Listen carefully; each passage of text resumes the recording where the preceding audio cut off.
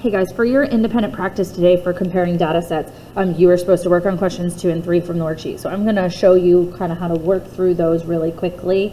If you are needing a more in-depth description of this, you should come see me for office hours. So question number 2, the Humane Society records the number of different visits from potential families, a sample of 25 cats from each of their 2 locations received before being adopted. So each of these represents how many times those cats were visited before they were adopted. Okay, so we've got 2 box and whisker plots, one for the north and one for the south. So question 1 wants to know which location would have a larger standard deviation and how can you tell? So as we spoke about earlier, standard deviation tells me how spread out the data is. So for this, the south would have a larger standard deviation because the box and whisker plot is a lot larger.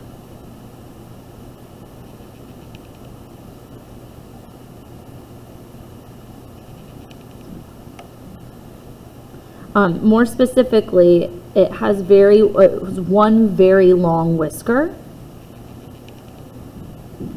And when the whiskers are long like that means, so this represents 25% of your data. So 25% of the South's data is between 14 and 26, which is a pretty big distance in there.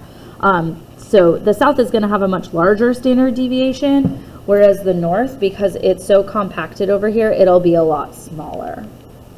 Okay.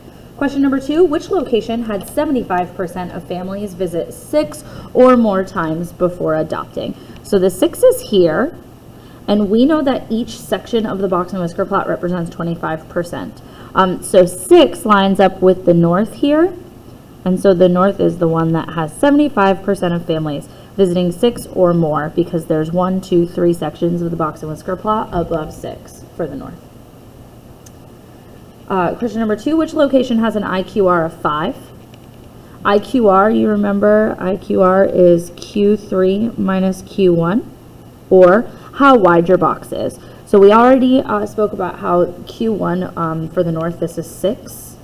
And then for the Q3 for the north, that's 14. I know 14 minus 6 is not 5, so it is not the south. It must be the north. Oh, I'm sorry. It's not the north. It must be the south. Sorry for that misspeak. The south, Q3 is 14 and Q1 is 9, and so that gives me an IQR of 5. 14 minus 9. Okay.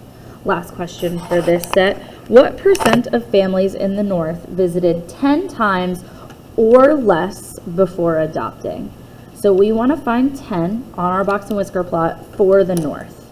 And 10 is here, which on my box and whisker plot represents the median, and we want or less, so it's 10 or less. The median represents the middle, so everything below the median represents 50%.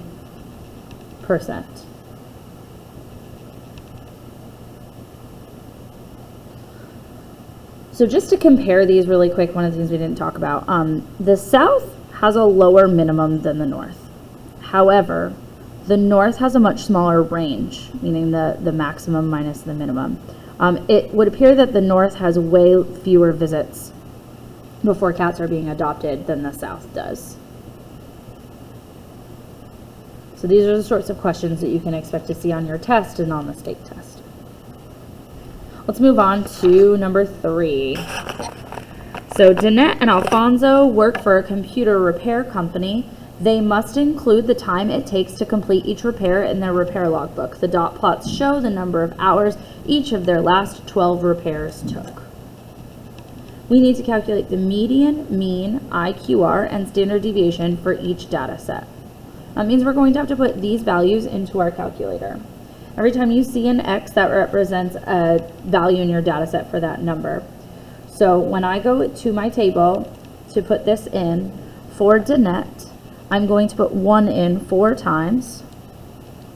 I'm going to put 2 in twice, a value of 3, a value of 7, 2 8s, and 2 9s. So that is Danette's data set. I know to calculate the median and the IQR, I hit zoom 9 trace. Her median is 2.5. So I'm just going to write these up here.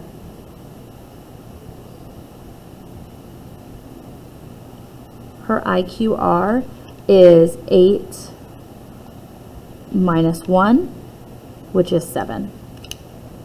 To find her mean and standard deviation, I'm going to press Stat Calc 1, press Enter.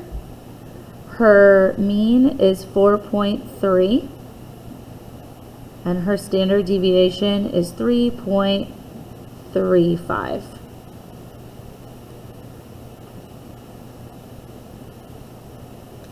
Now let's look at Alfonso's. Let me go clear my data and we'll look at his. For Alfonso's data set, I'm going to have 1, 3. I'm going to have a value of 4 times. I have 5 4 times,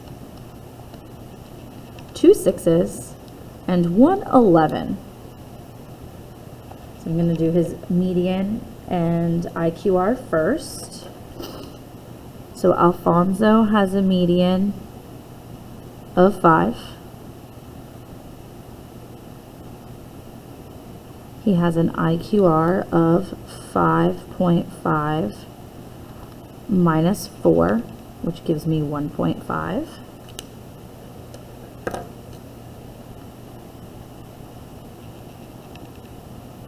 I'm going to press Stat Calc 1 to get his mean, which is about 5.2. And his standard deviation, 1.95.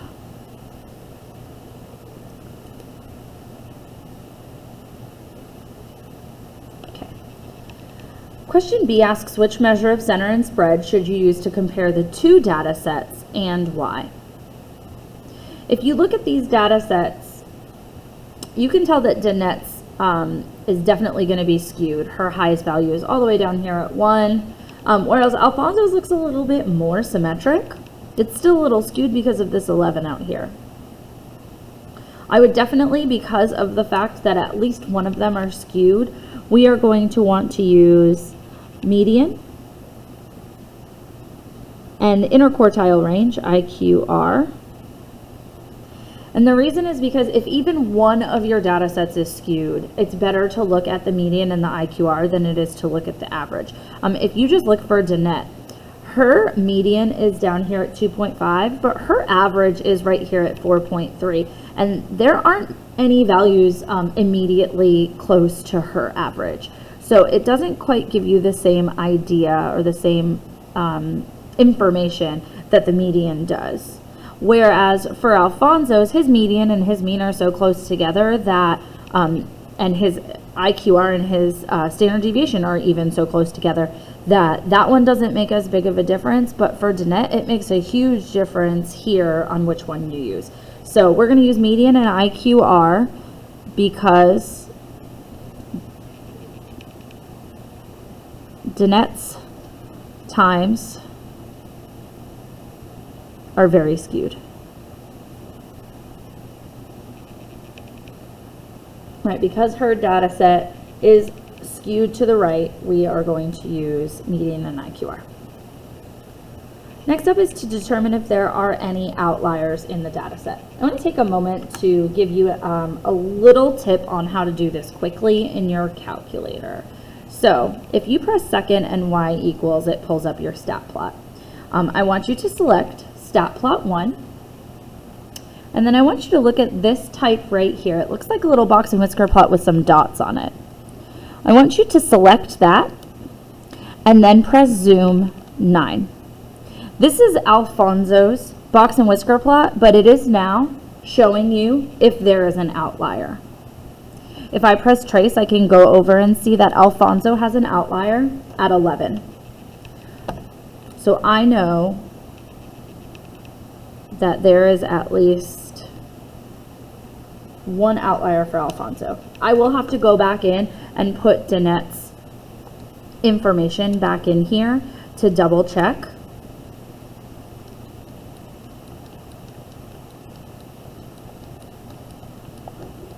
Zoom 9.